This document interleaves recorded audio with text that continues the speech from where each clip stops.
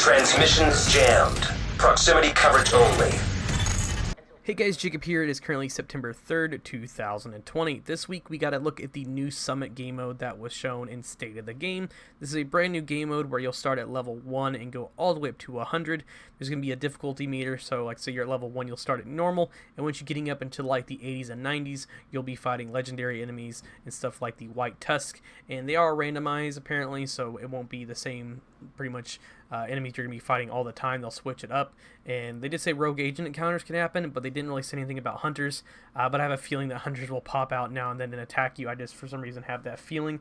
I could be wrong, but I just have this feeling that they probably will do that just to surprise us.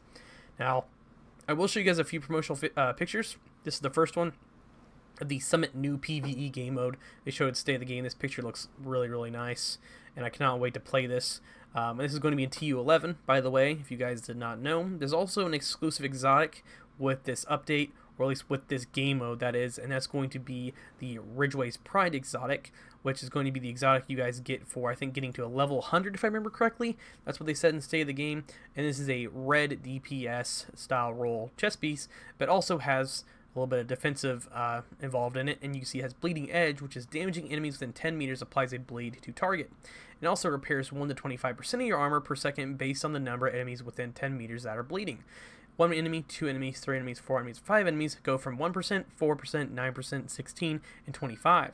So if you have a bunch of enemies in front of you while they're on bleed, you're going to be getting 25% repair. So if you have this on top of an armor regen build or someone's healing you, then you're going to be getting a decent amount of armor out of this while you're doing a lot of damage. Now, there's a few more promotional pictures I will show with you guys. They showed on State of the Game. This is the next one of the agents looking up through the glass. I'm guessing this is in the lobby where you'll be going to the pretty much elevator to go up. And here's another photo of agents fighting a cleaner on a stairwell. And that's pretty much all they've shown so far with some of the promotional stuff.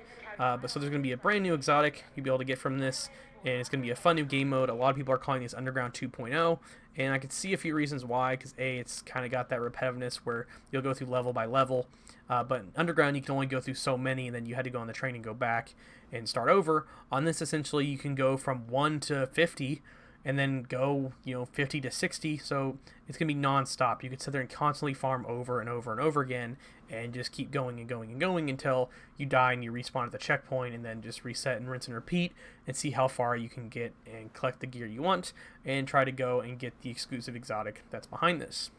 Now, I'm going to be showing you guys a little bit of footage that was on State of the Game. That way I don't have to sit here and talk you guys through it. You can actually listen from them when they were talking about it, and it will show you guys a little bit of gameplay so you can see exactly what we're going to be getting. And if I remember correctly, the PTS actually starts tomorrow, which is Friday, so you guys will actually be able to get your hands on the new game mode and actually play it in the new PTS, which is on PC, not on Xbox or PS4, sadly. So if you guys have a computer, you'll be able to have access to this and test it out. And I'm really excited to see how this performs, and I think a lot of people will be coming back to the game to play this. And if they're adding something like this, hopefully we'll maybe potentially get something of a survival-style game mode in the future, and potentially new Dark Zones. But thank you all for watching. Make sure you subscribe for more Division 2 content, and I guys hope you all enjoy the footage. Us approaching what is the elevator.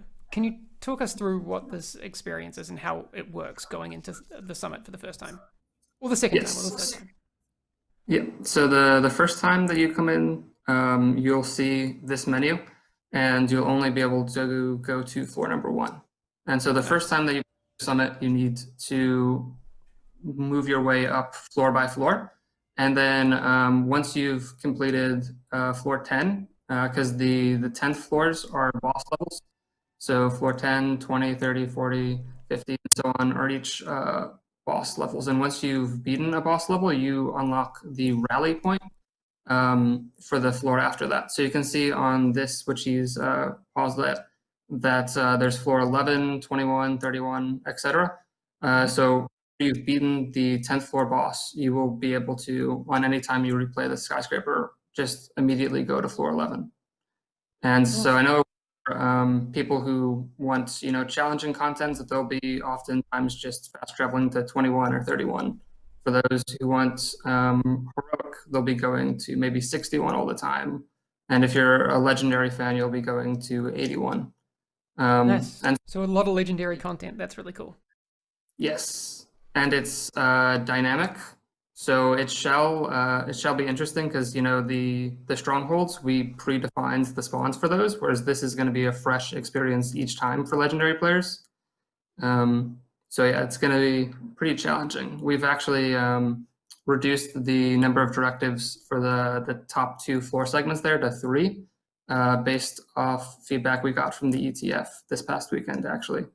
So it should hopefully not as grueling. Cool. I'll just let this run. I've got like 8 minutes of footage. Just for clarity, you'll see some fades and edits in here because I wanted to show people the first. I think we get through 11 or 12 floors in this little test, which took us about just over half an hour. Obviously, it gets a lot harder than this, but I wanted people to see how some of this works. So you'll see it switching back between my view and Ella's view as well. There's also, and people have already peeped, a new weapon, they're looking at new gear sets, they're looking at a bunch of new stuff. So we're going to, later in the stream, go over what those are with Bruce. So yes, people have seen the new weapon. I did see a question before, Mackenzie, that I want to throw at you. Is there matchmaking for this? Yes. So you can matchmake by difficulty. So, there's the 30 floors of challenging. You'll say challenging is what you want to matchmake for, just like a mission, like a normal main mission, and you'll get placed with a group on the section. Awesome.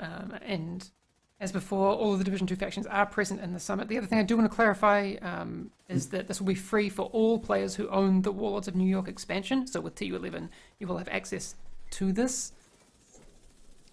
No med kit reliant. This is not the house. It is an SMG though, and we'll go over it a little bit later. It is called... Wait, Bruce, what is it called again? It's called the Backfire. Backfire. So I'll let people try and figure out how it works. Yes, this is free for people who own Warlords of New York. You do not need to purchase it if you own Warlords already. Can you talk a little bit how targeted loot works or is intended to work when this mode comes out, Mackenzie? Yes. So the way that we have it set up is that it's a single targeted loot type for the entire Skyscraper, regardless of like what floors you're playing. Okay. And so we're really open to feedback on this. We went back and forth internally about what's the best option for this. So we're gonna test it out in the PTS as having a single targeted loot for the whole building, and we'll kind of go from there based off feedback.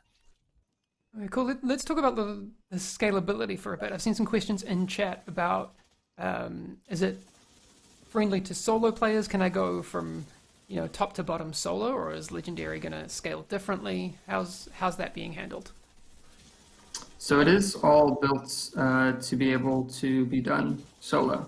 So everything should scale to 1 person, 2 person, 3 person, 4. The legendary, it's going to be challenging for sure. You really need to be at the top of your game to do that solo, even the strongholds currently, and I think it's going to be very much still true here. Cool, that's good. I see some other questions. Stage works and J Real were asking in chat about rogues and hunters and those kind of random spawns. Is that something that's in there right now, or maybe in the future?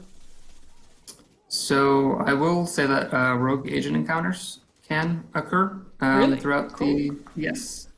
So those will randomly happen for you. I'm not going to say anything about hunters though. Okay, Bruce is grinning in the background. Sorry, I just wanted to kick the I'm just gonna look. You gotta look at Bruce's face. Look at this. He's like he knows stuff. I'm gonna go back because the gameplay footage is far more interesting than our faces. We're about halfway through it, and I wanted to make sure that people get to see as much of this as possible. I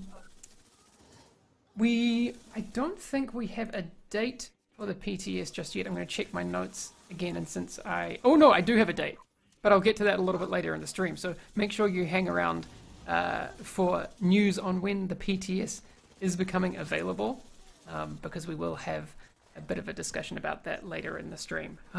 I could tell you now, but I'm not going to because we're talking about the summit. Bruce, did you have a chance to play on the test server? I did, yeah. What's your It take? was it's pretty neat.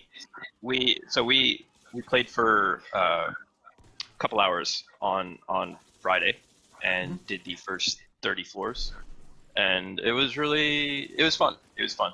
It was especially fun for me as a way to just sort of it kind of I mean, we'll talk about it in a bit, but I tried to combine as much of the new gear as possible.